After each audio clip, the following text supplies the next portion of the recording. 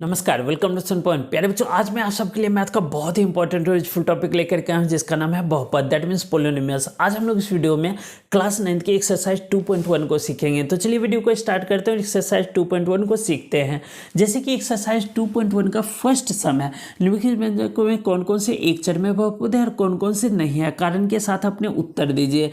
In English, which of the following expressions are polynomials one variable and which are not, state your answer. That means जैसे कि first सम है 4x² - 3x + 7, तो हम लोगों को ये पता करना है कि कौन कौन से एक चर में बहुपद है। चर का मतलब होता है ए से जेड तक के लेटर जो होते हैं वो चर राशि होते हैं। दैट मीन्स जिसका हमेशा वैल्यू चेंज होता रहता है। और एक होता है अचर राशि जिससे कांस्टेंट बोलते हैं। जैसे इसमें देखिए 7 एक अचर राशि है, तो हम लोगों को ये पता करना है कि एक चर में बहुपद कौन कौन से हैं, यानी कि वन वेरिएबल कौन कौन से है। तो 4x² - 3x + 7 में देखिए इसका जो पावर है वो 2 है। पावर 2 का मतलब है कि पूर्ण संख्या है। 2 एक पूर्ण संख्या है। जब भी पावर पूर्ण संख्या हो, जैसे 4x की पावर 3, 4x के पावर 5, तो 5, 3 ये जो पावर है, घात है, ये पूर्ण संख्या है। दैट मीन्स यह क्या है, एक वेरिएबल है। और इसमें देखिए x है, इसमें भी x है, तो वन वेरिएबल है, यानी कि x ही x है और पावर भी पूर्ण है। तो यह क्या है, हाँ है, मतलब हाँ यह एक चर में बहुपद है, यानी कि एक चर में बहुपद है। आई होप कि समझ में आ गया होगा। चलिए दूसरा देखते हैं। y² है और √2 है, तो इस यहाँ भी देखिए सिर्फ y है। दैट मीन्स y भी एक चर में बहुपद है। तो इसमें भी सेम रीजन आ जाएगा, हाँ यह एक चर में बहुपद है, क्योंकि इसका पावर भी एक पूर्ण संख्या है, यानी कि 2 भी एक क्या है, पूर्ण संख्या। आई होप कि समझ में आ रहा होगा। तो यहाँ पर जैसे हाँ यह एक चर में बहुपद है, क्योंकि कारण दे देते हैं, क्योंकि इसका घात एक पूर्ण संख्या है।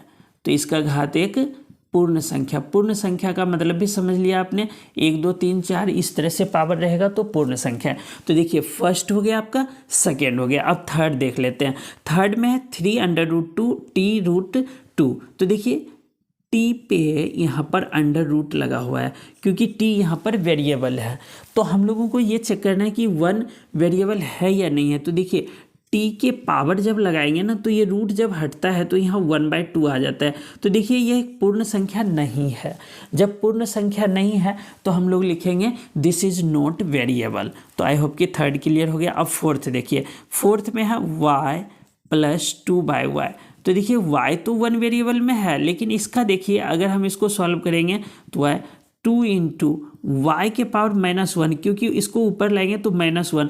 अब माइनस आ गए तो पूर्ण संख्या नहीं है। दैट मीन्स यह वेरिएबल नहीं है, तो इसका भी आंसर नहीं, इसका भी नहीं। अब देखिए थर्ड में है x के पावर 10, y के पावर 3 और t के पावर 50। तो अब देखिए सभी में पावर है और सभी का पावर एक पूर्ण संख्या भी है, लेकिन इसमें x, y और t है, तो ये वन वेरिएबल नहीं है, ये 3 चर में बहुपद है।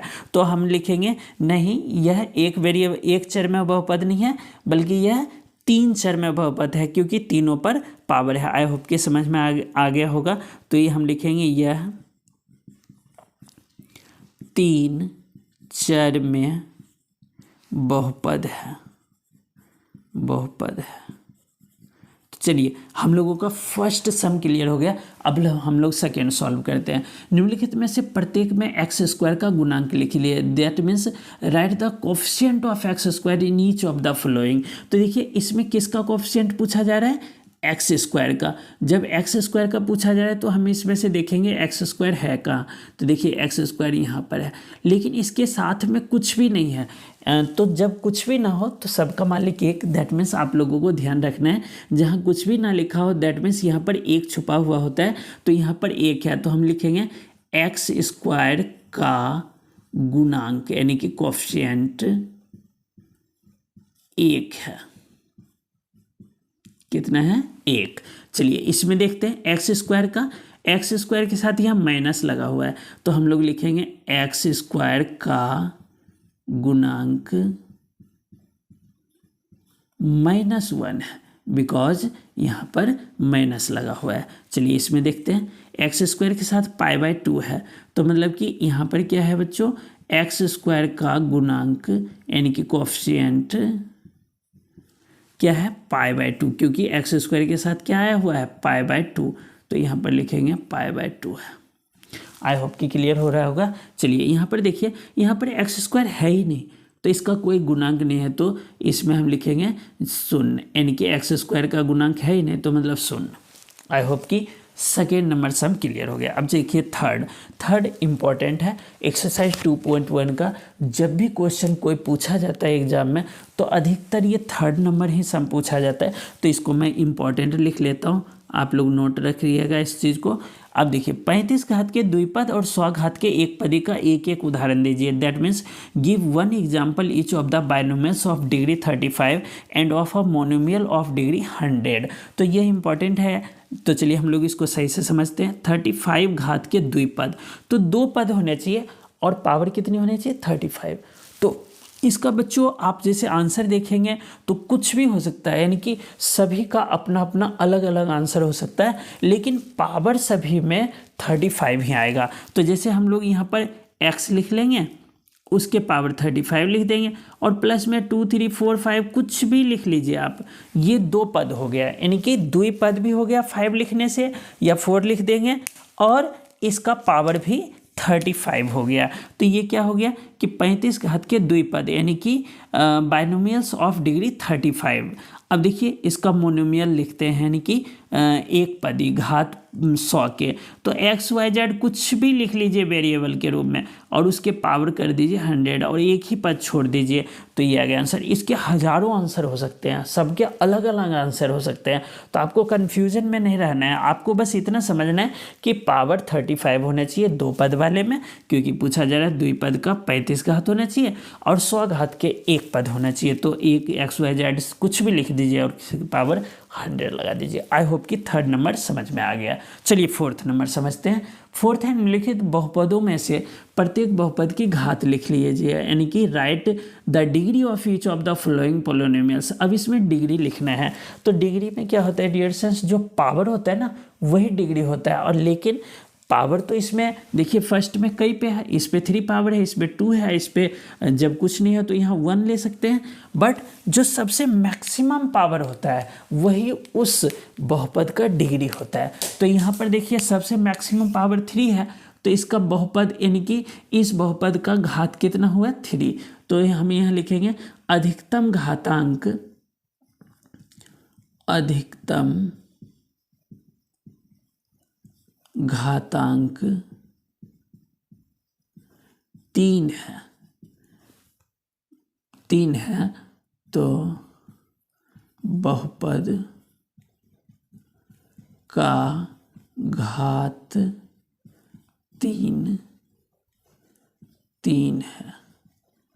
आई होप कि समझ में आ गया होगा कि सबसे मैक्सिमम जो डिग्री है, सबसे मैक्सिमम जो पावर है वही उस बहुपद का घात कहलाएगा। जैसे यहाँ पर 2 है तो इसका 2 आंसर आ जाएगा, यहाँ पर कुछ भी नहीं है लेकिन यहाँ पर कुछ नहीं होता है तो 1 होता है तो 1, और यहाँ पर वेरिएबल तो कुछ है ही नहीं तो 0। आई होप कि फोर्थ नंबर भी समझ में आ गया। चलिए हम लोग अब फिफ्थ समझते हैं। बताइए कि निम्नलिखित बहुपद में कौन कौन से बहुपद रैखिक हैं। रैखिक का मतलब होता है लीनियर। कौन कौन से द्विघाती है, दैट मीन्स क्वाड्रेटिक, और कौन कौन से त्रिघाती है, दैट मीन्स क्यूबिक। तो देखिए इसमें जब 2 पावर हो, मैक्सिमम पावर जितना होगा वही कंसिडर करेंगे, तो इसमें मैक्सिमम पावर 2 है, तो ये क्या है, क्वाड्रेटिक है, दैट मीन्स द्विघाती है, द्विघाती, that means quadratic in English.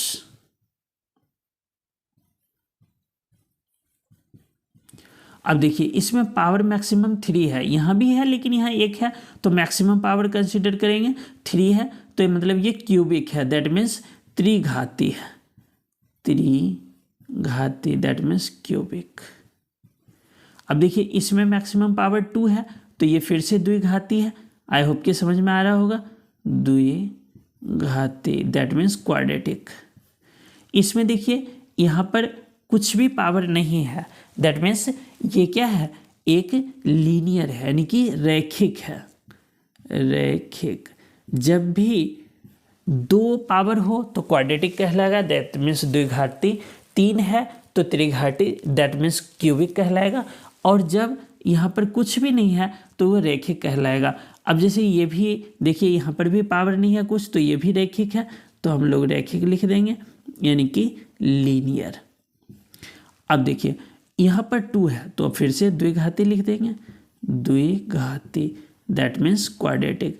और इसमें 3 पावर है तो ये त्रिघाती है, that means cubic. I hope कि एक्सरसाइज 2.1 आपको सही से समझ में आ गया होगा। अगर वीडियो समझ में आए तो वीडियो को लाइक कीजिए, शेयर कीजिए। धन्यवाद।